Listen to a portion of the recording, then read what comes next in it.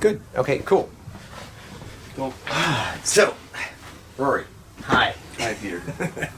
You're going to be coming back to Soja in November the 11th, 12th, 13th.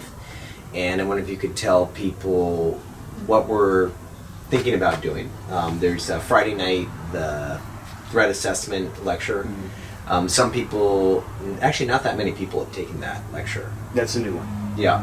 And it has aspects of particularly conflict and communications, logic of violence per se. What would you say it's composed? How is it different from conflict and communications or the other stuff you've done in the past? I have a common base to a lot of the stuff I do, so it's going to have elements of violence dynamics in it.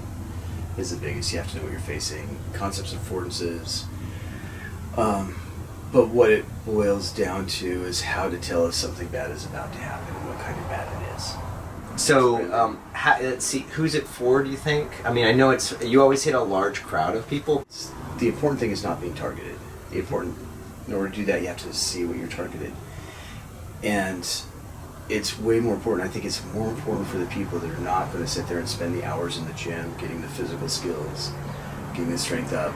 It's the less resources or tools you have, the more important it is to have information, probably. That's for sure. So Saturday would be 10 to 6, a full day of infighting.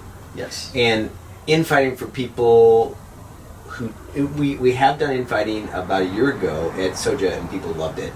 And people want to do it again. So for the repeat offenders and for the brand newbies, say someone with no grappling experience or wrestling experience, and or maybe the BJJ sort of aficionado who does have a lot of technique, how would it help those sort of three groups? Okay, infighting is something I love. It is, in my opinion, the funnest way, second, maybe third funnest thing you do with another human body, but it's way at the top of the list. Separate to me from self-defense, a lot of the skills crossover I think is probably the most applicable of the ranges, and the skills are the most applicable. But when I separate something between self-defense and martial arts, self-defense is usually about getting the hell out of there. Yeah. And to develop a skill in a martial art, you have to stay, even when it be tactically unsound. So then on Sunday, we're still working it out, but it looks like some basically victim profiling or environmental. How would you... What I want to do, and this again depends on numbers and people, is we're going to go out in small groups, and you'll understand logistically when and if you show up. We'll go out in small groups. One group will have homework assignments, so they'll be striking up conversations, gathering intelligence from strangers, doing scavenger hunts, finding things that are available in the environment. Other groups will be, they'll get some training in active shooter scenarios.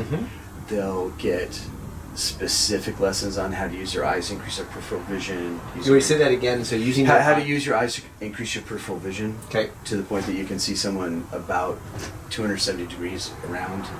Right. And how to use that to cut corners and to see if someone's trailing you. Stalking people, blending into a crowd, working as a team. Okay, so you said groups of 4 or 5 are going to go around with a particular leader, of which maybe you or I'll be one. There'll be one. There may be another person, different modalities that they have. They're experts in their field. Yeah. Okay, thanks for coming. Great having you here, and looking forward to see you back November 11th, 12th, 13th. Or look at the Soja, because he's not sure. Yeah, it'll be in the Soja Adult Workshops tab of the online schedule. And if you're thinking about coming, you're not sure, give me a heads up by email or telephone call to the office. And we look forward to seeing you really soon. Thanks so much. Appreciate it.